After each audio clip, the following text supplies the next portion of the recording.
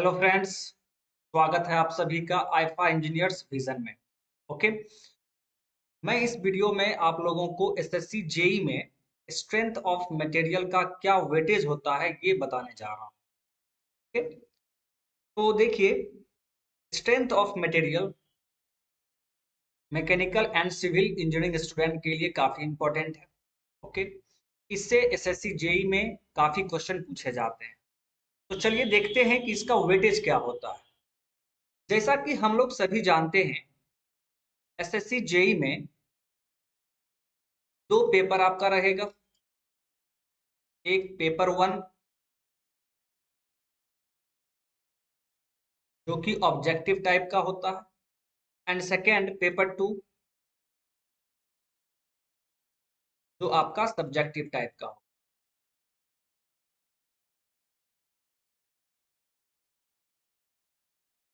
Objective type and paper two is conventional type.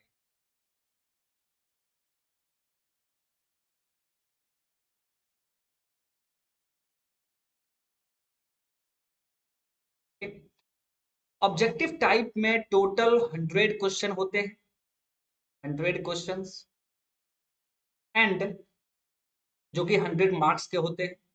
Conventional type में SSC JE में आपको 6 question पूछा जाएगा, जिसमें से आपको 5 क्वेश्चंस का आंसर करना है। 5 क्वेश्चंस का आंसर करना है, एंड ऑन द एवरेज हर एक क्वेश्चन 60 मार्क्स का होता है। हर एक क्वेश्चन 60 मार्क्स का होगा। दैट मीन्स टोटल मार्क्स जो होगा वो 6 क्वेश्चन है तो 360, बट आपको 300 का सॉल्व करना है। यानी 5 क्वेश्चन आपको सॉल्व करना है, जिसके लिए आपको टोटल मार्क्स 300 अलॉट किया गया है। यानी कन्वेंशनल टाइप 300 मार्क्स का होगा। ठीक है। पेपर वन जो कि ऑब्जेक्टिव टाइप है, उसमें आपका टेक्निकल से 100 क्वेश्चन पूछा जाएगा जो 100 मार्क्स का होगा। बट पेपर टू में जो कि कन्वेंशनल टाइप है, उसमें आपको 300 मार्क्स का रहेगा। ठीक है। चलिए, अब इसमें हम लोग देखते हैं कि स्ट्रेंथ ऑफ मटेरियल का क्या वेटेज रहता है। ओके, तो देखिए, सबसे पहले ध्यान दीजिए यहाँ पर मैकेनिकल में। अगर मैं मैकेनिकल की बात करूं,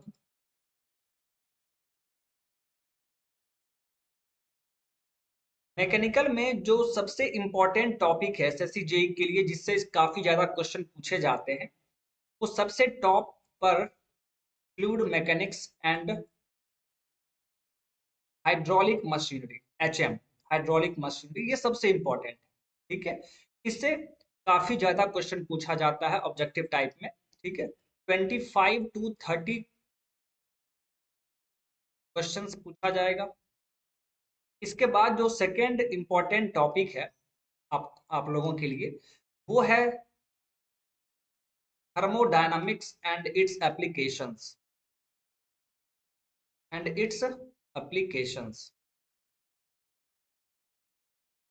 इससे भी आपका 25 to 30 क्वेश्चंस पूछा जाएगा। इससे भी ऑन एन एवरेज 25 to 30 आप बोल सकते हैं। ठीक है, इतना क्वेश्चन यहां से पूछा जाता है। एंड थर्ड इंपॉर्टेंट टॉपिक जो है वो आपका स्ट्रेंथ ऑफ मटेरियल ही है। ठीक है, third important topic is strength of material.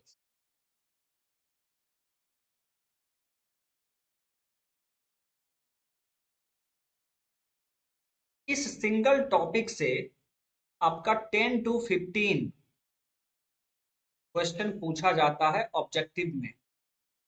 Paper one में 10 से 15 क्वेश्चन आपको स्ट्रेंथ ऑफ मटेरियल से पूछा जाएगा। ठीक है। एंड ये तो मैं आपको यहाँ पर दिख रहा हूँ पेपर वन के लिए, ऑब्जेक्टिव के लिए, ऑब्जेक्टिव टाइप एग्जाम के लिए। ठीक है। यदि कन्वेंशनल की बात की जाए कि कन्वेंशनल में स्ट्रेंथ ऑफ मटेरियल से कितना क्वेश्चन पूछा जाएगा, तो आप ये बोल सकते हैं सिंपली, यहाँ से 1 क्वेश्चन पूछा जाएगा जो कि 60 मार्क्स का होगा। 60 मार्क्स का होगा। अब आप सोच रहे होंगे कि सर सिर्फ एक क्वेश्चन और वो भी 60 मार्क्स का, तो माय डियर, इस एक क्वेश्चन में 3-4 पार्ट होगा। ठीक है, ए बी सी डी करके 3-4 क्वेश्चन पूछा जाएगा, एक ही क्वेश्चन में 3-4 क्वेश्चन रहेगा और टोटल मार्क्स आपको 60 मार्क्स रहेगा। ठीक है, तो स्ट्रेंथ ऑफ मटेरियल आप देख पा रहे हैं, आप लोगों के लिए काफी इंपॉर्टेंट है। यदि आप मैकेनिकल के हैं या सिविल स्टूडेंट हैं, फिर भी आपको यहाँ पर ध्यान रखना पड़ेगा। जैसा कि हम लोग सभी जानते हैं, मैकेनिकल और सिविल के लिए 2 कॉमन पेपर है, दोनों में 2 कॉमन पेपर है, एक स्ट्रेंथ ऑफ मटेरियल और एक fluid mechanics and hydraulic machinery. काफी इंपॉर्टेंट है आप दोनों के लिए, चाहे आप मैकेनिकल के हैं या सिविल के हैं, तो दोनों ही पोर्शन जो है वो काफी इंपॉर्टेंट है। ठीक है, तो देखिए यहाँ बात हो गया स्ट्रेंथ ऑफ मटेरियल का वेटेज क्या है, कितना कितना क्वेश्चन पूछा जाएगा। ऑब्जेक्टिव में 10 से 15 क्वेश्चन पूछा जाएगा एंड कन्वेंशनल में 60 मार्क्स का क्वेश्चन पूछा जाएगा। अब हम लोग क्या करेंगे, यहाँ पर हम लोग पहले सिलेबस देखते हैं और सिलेबस में कौन सा टॉपिक हमारे लिए इंपॉर्टेंट है, कौन सा टॉपिक सिलेबस में नहीं है। ठीक है, क्या हमें पढ़ना चाहिए, कहाँ से ज्यादा क्वेश्चन पूछा जाता है, ये सभी अब हम लोग यहाँ पर डिस्कस करने वाले हैं। ठीक है, तो चलिए आगे बढ़ते हैं।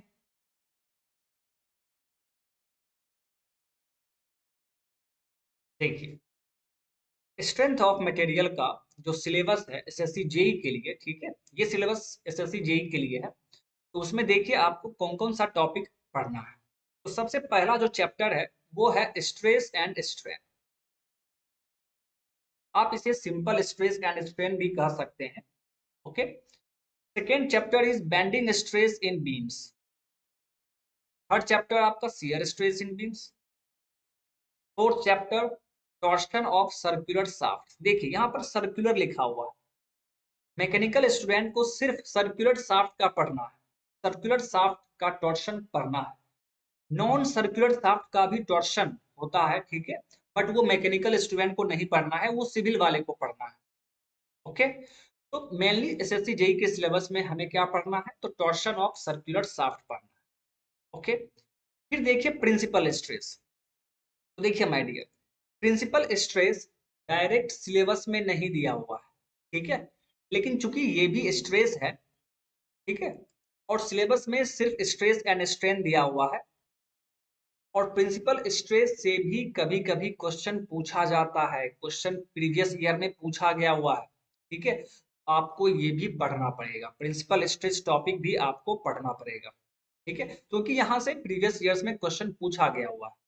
ओके, और ये काफी इंपॉर्टेंट टॉपिक है। फिर देखिए bending moment diagram and shear force diagram, ये तो काफी इंपॉर्टेंट है। फिर देखिए डिफ्लेक्शन ऑफ बीम्स।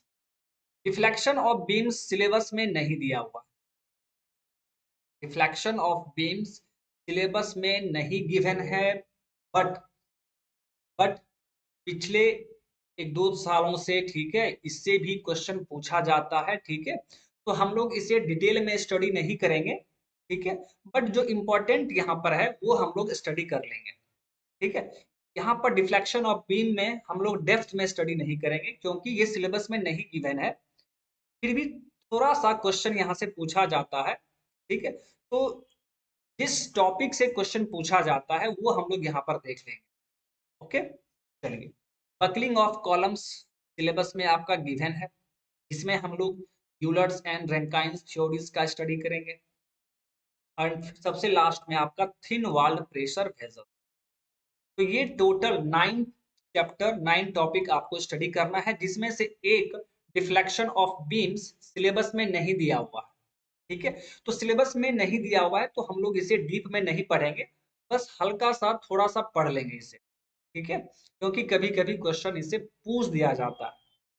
ओके, तो मेन आप ये समझ के चलिए कि आपको टोटल 8 टॉपिक यहाँ पर पढ़ना है, टोटल 8 टॉपिक आपको स्ट्रेंथ ऑफ मटेरियल में पढ़ना है। ठीक है, देखिए अब इस 8 टॉपिक में, ठीक है, जैसा कि मैंने आपको बताया कि 10 से 15 क्वेश्चन आपको स्ट्रेंथ ऑफ मटेरियल्स में आपको पूछा जाएगा ऑब्जेक्टिव टाइप में, ऑब्जेक्टिव एग्जाम में पूछा जाएगा।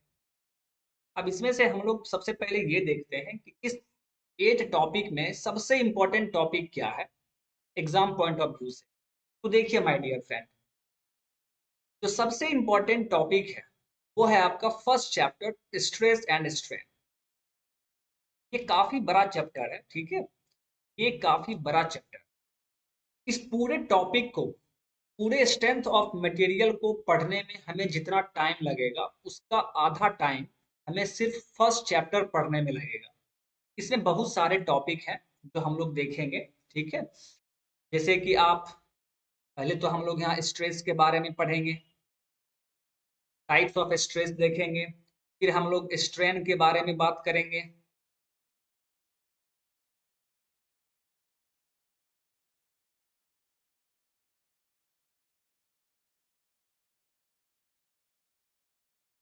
स्ट्रेन, फिर टाइप्स ऑफ स्ट्रेन के बारे में बात करेंगे। उसके बाद हम लोग यहाँ पर इलास्टिक कांस्टेंट के बारे में बात करेंगे, इलास्टिक कांस्टेंट, ओके। फिर उसके बाद हम लोग मटेरियल के बारे में बात करेंगे, जैसे होमोजेनियस मटेरियल होता है, आइसोट्रॉपिक मटेरियल होता है, इन सभी के बारे में हम लोग यहाँ पर डिस्कस करेंगे, ठीक है। फिर हम लोग यहाँ पर देखेंगे कि जब बार का सीरीज कनेक्शन हो, ठीक है, तो उस टाइम क्या होगा उसको एनालिसिस करेंगे। जब कंपोजिट बार हो तो उसमें स्ट्रेस किस तरह इंड्यूस होगा, ये हम लोग देखेंगे यहाँ पर, ओके। फिर हम लोग थर्मल स्ट्रेस के बारे में बात करेंगे, थर्मल स्ट्रेस के बारे में। फिर बॉडी के अपने ही सेल्फ वेट के कारण उसमें इलोंगेशन कितना होगा, ये हम लोग बात करेंगे, चाहे वो प्रिज्मेटिक बार हो या कोनिकल बार हो, ठीक है। तो सभी बार का हम लोग यहाँ पर देखेंगे। तो ये टॉपिक फर्स्ट चैप्टर जो है आपका काफी बड़ा है, इसमें टाइम लगेगा, ठीक है। लेकिन जैसे ही ये कंप्लीट हो जाएगा उसके बाद आपका स्ट्रेंथ ऑफ मटेरियल में ज्यादा टाइम नहीं लगेगा और मोस्ट क्वेश्चंस इसी फर्स्ट चैप्टर से आपका पूछा जाएगा। तो आप ये बोल सकते हैं फर्स्ट चैप्टर से ऑन द एवरेज, एवरेज मान के आप चल सकते हैं कि 4 से 5 क्वेश्चन तो पूछा ही जाएगा। फर्स्ट चैप्टर से 4 से 5 क्वेश्चन आपका पूछा जाएगा। काफी आसान है, ठीक है। मैं आपको सब कुछ जो है अच्छे से एक्सप्लेन करके बताऊंगा, ठीक है, एक एक चीज। उसके बाद आप देखेंगे कि आपसे किसी भी तरह का कोई भी न्यूमेरिकल यदि पूछा जाता है तो आप आसानी से बना लेंगे, ठीक है। हम लोग जितने भी प्रीवियस ईयर क्वेश्चंस हैं वो भी डिस्कस करेंगे। एसएससी जेई में जितने भी प्रीवियस ईयर क्वेश्चन पूछे गए हुए सभी डिस्कस होगा। एक चीज हो, जो इंडियन इंजीनियरिंग सर्विस का एग्जाम होता है, आईईएस का एग्जाम होता है, तो आप उसके क्वेश्चन बैंक को देखेंगे तो आजकल क्या हो रहा है, आजकल एसएससी जेई में आईईएस के ही प्रीवियस ईयर क्वेश्चंस को उठाकर डायरेक्ट पूछा जा रहा है। तो आईईएस एग्जाम्स में जो क्वेश्चन पूछे जाते हैं उनमें से 60% क्वेश्चन एसएससी जेई के लेवल के होते हैं। बस वही 60% क्वेश्चन को उठाकर एसएससी जेई में पूछा जाता है, ठीक है। तो हम लोग आईईएस के प्रीवियस ईयर क्वेश्चंस को भी डिस्कस करेंगे, ठीक है। तो आपको टेंशन नहीं लेना है, जितना भी प्रीवियस ईयर क्वेश्चंस, चाहे वो आईईएस एग्जाम का हो चाहे वो एसएससी जेई एग्जाम का हो, हम लोग सभी क्लास में करेंगे। और एक बार जब आप अच्छे से क्लास में इसे पढ़ लेते हैं तो मैं आपको गारंटी देता हूं कि आपसे 100 में एक भी क्वेश्चन मिस नहीं होगा और आपका 100 काफी स्ट्रॉन्ग हो जाएगा, ठीक है। चलिए अब देखिए, बेंडिंग स्ट्रेस इन बीम्स। इस टॉपिक में हम लोग बेसिकली सबसे पहले बेंडिंग मोमेंट के बारे में देखेंगे।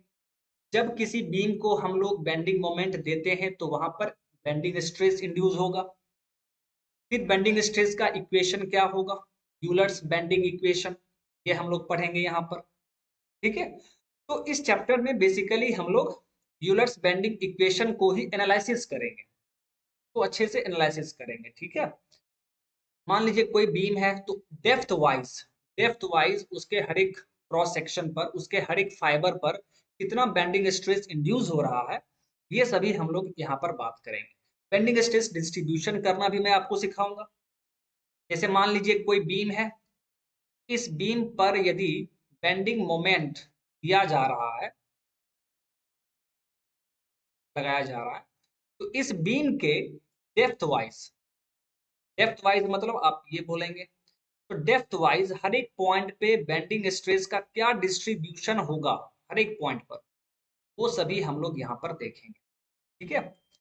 इसी तरह देखिए shear stress in beams, beams में मैक्सिमम शियर स्ट्रेस कितना इंड्यूस होगा। एक होता है एवरेज शियर स्ट्रेस, फिर उसी एवरेज शियर स्ट्रेस से हम लोग मैक्सिमम शियर स्ट्रेस निकालेंगे। ठीक है, उसका फॉर्मूला होता है tau max is equal to K into tau average. ठीक है, के का value different different cross section के लिए अलग अलग होता है, जैसे rectangular cross section, circular cross section, square cross section, triangular cross section, इस सभी के लिए के का वैल्यू डिफरेंट डिफरेंट होगा। तो उसके अकॉर्डिंग हम लोग मैक्सिमम शियर स्ट्रेस का वैल्यू फाइंड आउट कर सकते हैं, और यहीं से एसएससी जेई में आपको न्यूमेरिकल पूछा जाएगा, इसी फॉर्मूला पर बेस्ड आपको न्यूमेरिकल पूछा जाएगा। ठीक है, ये सभी हम लोग क्लास में बहुत अच्छे से डिस्कस करेंगे। ठीक है, फिर देखिए principal stress, sorry torsion of circular shaft. यहाँ पर मेनली हम लोग ट्विस्टिंग मोमेंट के बारे में बात करेंगे, ट्विस्टिंग मोमेंट के बारे में बात करेंगे। यहाँ पर एक टॉर्शन इक्वेशन मिलेगा, जिस तरह बेंडिंग स्ट्रेस में हमें बेंडिंग इक्वेशन मिला था, उसी तरह टॉर्शन ऑफ सर्कुलर शाफ्ट में हमें एक टॉर्शन इक्वेशन मिलेगा, उसी को यहाँ पर एनालिसिस किया जाएगा। ठीक है, चलिए प्रिंसिपल स्ट्रेस, जैसा कि मैंने आपको बताया डायरेक्ट सिलेबस में नहीं मेंशन है, बट यहाँ से क्वेश्चन पूछा जाता है कि किसी भी पॉइंट से, यहाँ पर मेनली आपको डिफरेंट डिफरेंट प्लेन के बारे में पढ़ना है। जैसे कोई भी पॉइंट है, इस पॉइंट से इनफाइनाइट प्लेन क्रॉस करेगा, इसी में हम लोग प्रिंसिपल प्लेन के बारे में बात करेंगे, टॉमेक्स प्लेन के बारे में बात करेंगे, प्लेन ऑफ प्योर शियर के बारे में बात करेंगे। तो ये सभी हम लोग यहाँ पर स्टडी करेंगे। फिर bending moment and shear force diagram में, ठीक है, कोई भी आपको डायग्राम दिया रहेगा, कॉन्फ़िगरेशन डायग्राम दिया रहेगा, और उसका आपको shear force diagram and bending moment diagram draw करना होगा। तो मैं आपको एक ऐसा शॉर्ट ट्रिक बताऊंगा, बिना किसी पॉइंट पे वैल्यू कैलकुलेट किए हुए आप direct shear force diagram and bending moment diagram बना सकते हैं। वैसे एक्चुअल मेथड क्या है? एक्चुअल मेथड है कि हर एक पॉइंट पर, जैसे कोई बीम है, उस बीम के हर एक पॉइंट पर लोड लग रहा है मान लीजिए, तो हर एक पॉइंट पर हमें शियर फोर्स निकालना पड़ता है, बेंडिंग मोमेंट निकालना पड़ेगा, तब जाके हम लोग डायग्राम ड्रॉ करते हैं। इसमें काफी टाइम लग जाता है, तो ऑब्जेक्टिव एग्जाम में ये सभी हम लोग नहीं करते हैं। ऑब्जेक्टिव एग्जाम में कोई भी कॉन्फ़िगरेशन डायग्राम रहेगा, तो बस उसको देखकर हम लोग जल्द से एसएफडी और बीएमडी ड्रॉ कर लेंगे, उसका मैं आपको शॉर्ट ट्रिक बताऊंगा। ठीक है, और एक बार जब आप वो सीख जाएंगे, चाहे कैसा भी कॉन्फ़िगरेशन डायग्राम हो, आप आसानी से उसका एसएफडी और बीएमडी ड्रॉ कर सकते हैं। तो काफी मजा आएगा आपको इस चैप्टर में। ओके, फिर जैसा कि डिफ्लेक्शन ऑफ बीम्स आपके सिलेबस में नहीं है, बट मैं आपको यहाँ पर कुछ फॉर्मूलाज बताऊंगा। ठीक है, डिफरेंट डिफरेंट केस के बारे में मैं आपको फॉर्मूला बताऊंगा कि डिफ्लेक्शन क्या होगा। जैसे फॉर एग्जांपल मान लीजिए कोई कैंटिलीवर बीम है, ये कैंटिलीवर बीम है, और यहाँ पर इसके फ्री एंड पर एक पॉइंट लोड एक्ट कर रहा है, और आपसे डायरेक्ट फॉर्मूला पूछा जाएगा कि बताइए इस सी पॉइंट पर यानी फ्री एंड पर कितना डिफ्लेक्शन होगा, फ्री एंड पर कितना डिफ्लेक्शन होगा। डायरेक्ट हम लोग वहां पर फॉर्मूला देख लेंगे, ये डिफ्लेक्शन पूछा जाएगा वाइज दी। तो हम लोग वहां पर डेरिवेशन नहीं करेंगे क्योंकि सिलेबस में ये नहीं दिया हुआ है, तो डायरेक्ट मैं आपको फॉर्मूला बता दूंगा कि इस फॉर्मूला की हेल्प से हम लोग डिफ्लेक्शन निकाल लेंगे।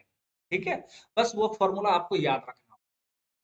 फिर देखिए buckling of columns, buckling of columns, columns मान लीजिए कि ये कॉलम्स है, ये कॉलम है। अब इस कॉलम का बकलिंग, बकलिंग का मतलब कि यहाँ पे यदि लोड अप्लाई किया जा रहा है, तो आप खुद सोचिए कि ये किस तरह का शेप ले लेगा। तो ये बेंड हो जाएगा, किस डायरेक्शन में? देखिए इस डायरेक्शन में। इसे ही हम लोग बकलिंग कहते हैं, इसे ही हम लोग क्या कहेंगे? बकलिंग।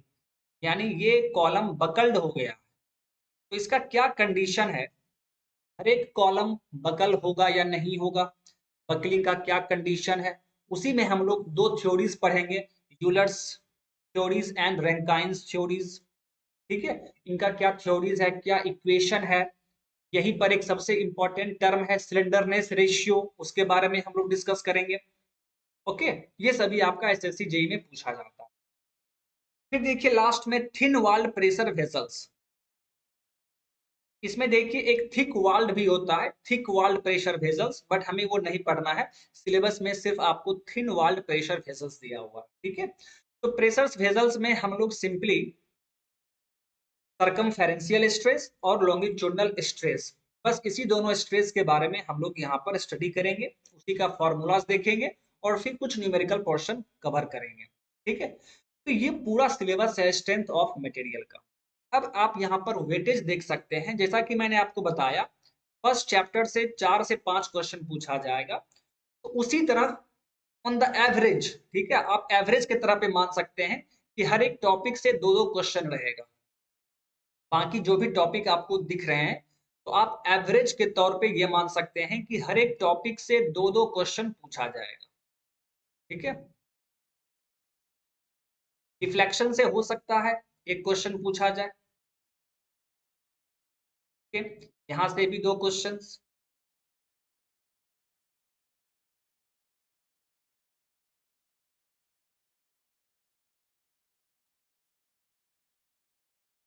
तो इस तरह जो है क्वेश्चन वेरी करता है। एवरेज के तौर पे आप ये मान सकते हैं कि बाकी हर एक टॉपिक से 2-2 क्वेश्चन, किसी टॉपिक में एक क्वेश्चन भी हो सकता है, किसी टॉपिक में 3 क्वेश्चन भी पूछ सकता है, ठीक है।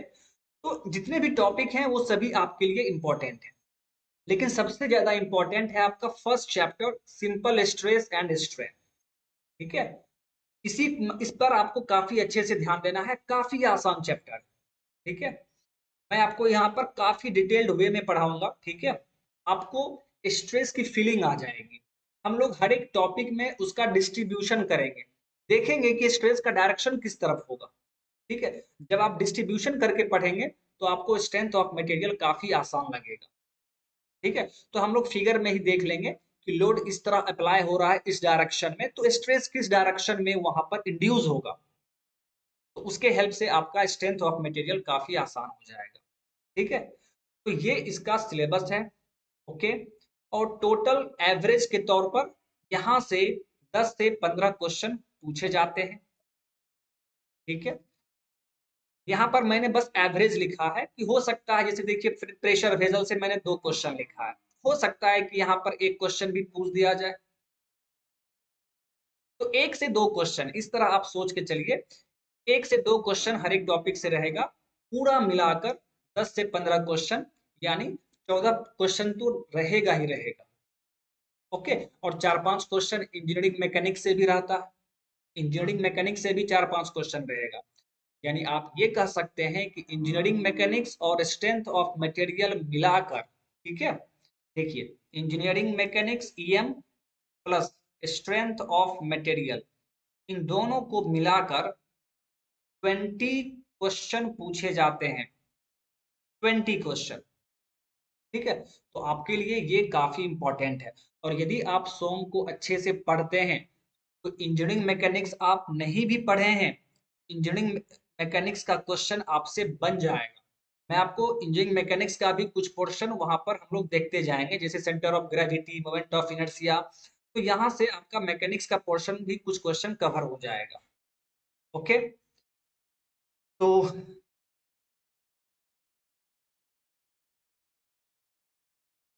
चलिए, तो ये आपका वेटेज था स्ट्रेंथ ऑफ मटेरियल का, ओके। तो आई होप कि ये आपको अच्छा लगा होगा। फिर हम लोग नेक्स्ट वीडियो में, ठीक है, नेक्स्ट वीडियो में आप लोगों के लिए कुछ नया लेके आएंगे, ठीक है। आप जितना हो सके अपने फ्रेंड्स में शेयर कीजिए, ओके। तो चलिए, thank you my dear, thank you very much.